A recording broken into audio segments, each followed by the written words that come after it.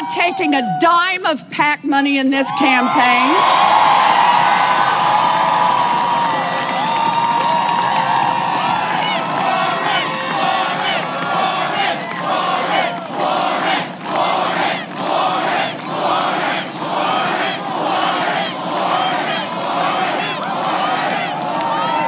There's more. I'm not taking a single check from a federal lobbyist. I'm not taking applications from billionaires who want to run a super PAC on my behalf. And I challenge every other candidate who asks for your vote in this primary to say exactly the same thing. You know, again, with Warren, that I've tried to tell people over and over again, there's a difference between saying something and actually meaning the thing that you are saying. People can, for the most part, say whatever they want. The issue is whether or not they are earnest in those proclamations. Warren, last month, despite coming in 5th place in the last election, not necessarily getting any delegates in the upcoming, in the last few contests, and not expected to get many going forward, meaning she's even going to lose her own state. Well, that Elizabeth Warren does have super delegates, does have a super PAC. And that super PAC has been running ads for Elizabeth Warren in Super Tuesday states because Warren was hard up for cash. Now, despite, again, Warren ending up in 5th place in South Carolina behind Pete Buttigieg, ending up in, 4th place in Nevada and I think New Hampshire, and I believe coming in 3rd in Iowa, despite these abysmal performances. No, 4th in Iowa, I'm sorry. But you get my point. Despite having abysmal performances over the course of January, she ends up bringing in $29 million. That's not necessarily a bad haul. That $29 million doesn't include the super PACs that is running ads on Warren's behalf. This is one of the super PAC ads targeting Black voters. No matter the odds, together we persist. We persist not just for ourselves, but for those around us. For those who are to come, for those who have gone. Together we make the world we want to live in. It's time for a change, and we will deliver it. You get the gist of the video. It's time for change. They hold up the Warren sign. I got to be honest. I don't know of no one that would look at that ad and turn around and say, yes, Warren's the person that we want. That is not a game-changing ad. That's not in any type of ad. That's just one of the most standard ads that you can run. But again, this is the $14 million that our super PAC is spending on various states in Super Tuesday states. As I noted before, Warren Buttigieg, these campaigns were somewhat broke. And because these campaigns were broke, Warren was spending her cash 2 to 1, meaning every dollar she took in, she was spending 2. So the $29 million fundraising haul will do her well. I think the problem for Warren going forward is it only gets worse from here. Meaning, if you thought you were hard up for cash before, you're definitely going to be hard up for cash now.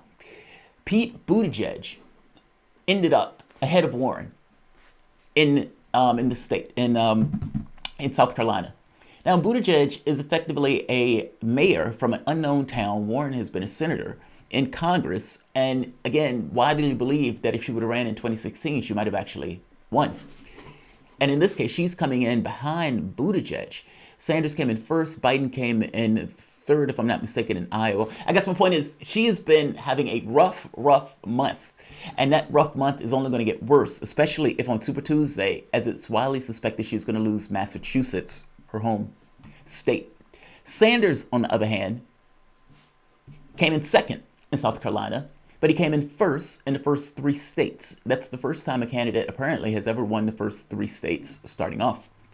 Not to mention the popular vote in those states. And in February has had the largest fundraising haul of any campaign this election cycle. And if I'm not mistaken, any election cycle. Sanders brings in $46.5 million in 1 month.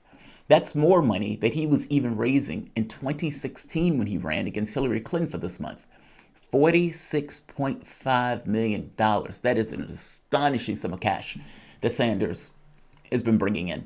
And he's been bringing it in month after month after month after month. Now, keep in mind, he has to bring in money like this because he's running against Warren's super PAC and places and other people who are running with super PACs. He's also running against super PACs that are disconnected from campaigns, where they're just attacking issues like Medicare for all or expanding Social Security or something to that effect.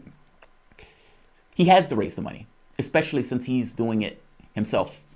Now, the interesting part to this, and I'm just going to read part of the New York Times article, is more so just the flag, the barn-burning amount of cash that he's raising. Sanders announced on Sunday night that he had raised $46.5 million in February, a sum that gives him a significant advantage over all of his rivals, aside from the self-funding billionaire Michael Bloomberg, as the number of states holding primary expands in March, beginning Tuesday. So the reason this is significant is because in Super Tuesday, you have so many states, Virginia, Texas, California, Colorado, Massachusetts, et cetera, et cetera, et cetera. And you have to be able to perform in all of those, all at once. Now, if your name is Michael Bloomberg and you have $2 billion that you can drop to the primary and not even know that you dropped $2 billion to the primary, that's not a big issue for you. You could spend $2 billion across all 50 states and territories and stock your campaign offices and everything else. You can self-fund a campaign like that with $2 billion. You don't even need that much. I'm just making a point that you can drop gobs of money on this particular issue because you yourself just has that much ungodly wealth. If you're any other campaign in this race, with the exception of Sanders, not so much. Keep in mind, Tom Steyer spent $250 million, I believe. He just dropped out the race. $250 million for a vanity project. Bloomberg has spent twice as much than Tom Steyer. And Bloomberg is not necessarily doing all that well, especially after the last debate performances. And his exit polling in South Carolina was utterly atrocious. So, but beyond not having any support, beyond not having people that like him, Bloomberg still has cash and can spread it out. Sanders can't. Raising money like this has the ability to compete in Super Tuesday states and in those states going forward. Meaning, because he has a fundraising mechanism that, for the most part, churns out cash like this, almost like a money machine, he can compete in all of these states where the other campaigns, including Joe Biden's campaign, is struggling to do so. Pete Buttigieg essentially blew his load in Iowa and New Hampshire, and he didn't necessarily have money like talked about going forward. Warren, coming in fifth, is brutal, man. And if on Tuesday she loses her own state, she is going to have a very difficult time making an argument for why people should continue to waste money on her. At this point, a dollar for Warren is a dollar for superdelegates to take it from Sanders. And while I know there'll be some people out there who, are going to ride that boat to the ground, fair enough. There are a lot of other people out there who were conned into the stuff that Warren was talking about in regards to big structural change and actually believes in the notion of big structural change. And I will point to you that every dollar you send to her, every vote that she gets is effectively a vote for super delegates to steal it for somebody like Biden or Bloomberg. I'm going to keep this video short, but basically the Sanders campaign is running ads in pretty much most of the Super Tuesday states, and it has reserved ads for March 10th states, Michigan, Washington, et cetera, et cetera. And then apparently there are more for Arizona, Florida, Illinois, and Ohio. Basically, this allows him to run in all 50 states. That's the basics of it.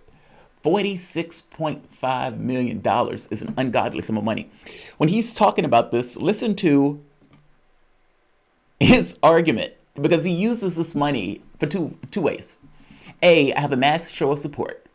And B, the other campaigns like Joe Biden, he's not saying Warren's name, and Elizabeth Warren are effectively using super PACs in order to try to buy this election. We are running this election in a fundamentally different way. It is not only the amount of money that we raise, and that is a phenomenal amount. It's how we raised it.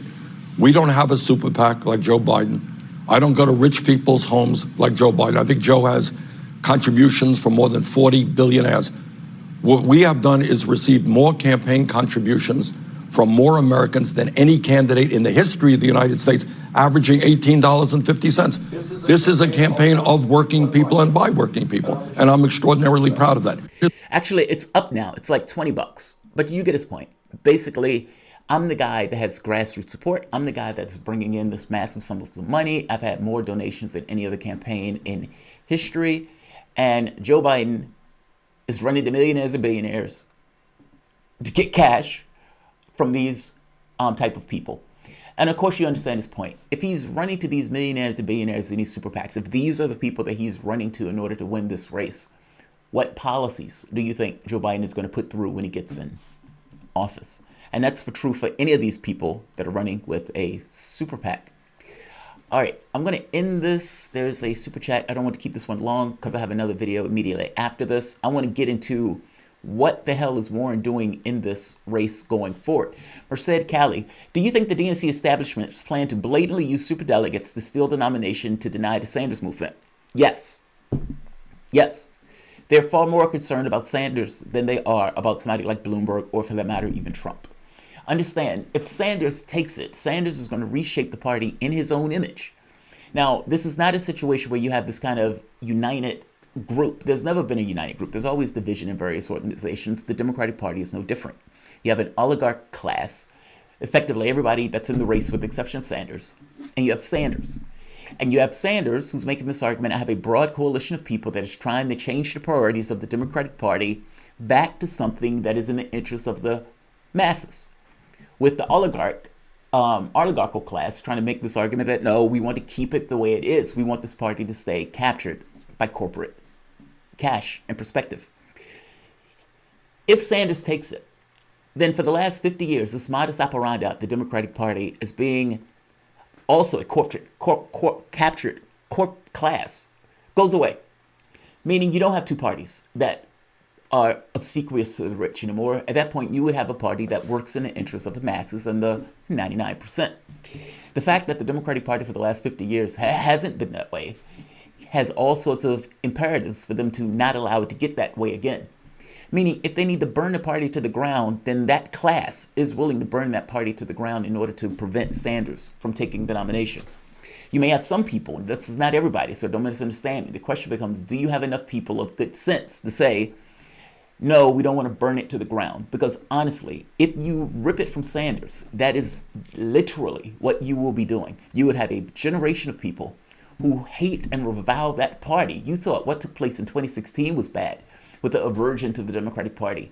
It will get progressively worse, and it will be that way for a generation when you have a huge slew of the electorate under 35 who identify the Democratic Party with just cheating their candidate. It will be a generational issue. That party will lose for a generation if that party can retain or remain in existence at all. I don't think that's hyperbolic. I mean, think of the black vote in Republican Party. You had blacks in mass go to the Democratic Party and had a cultural memory going for a generation that the other parties where the monsters are and vote for the person who keeps the monsters at bay. This was a generational shift. I mean, you had a generation that didn't even care what the Democrat was going to do or say in that office. The only reason they're voting for the Democrat was to keep the Republican out.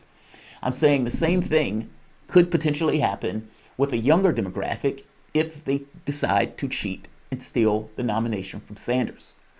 I don't necessarily think this is hyperbolic. I think this is easily, conceptually, to be objectively true.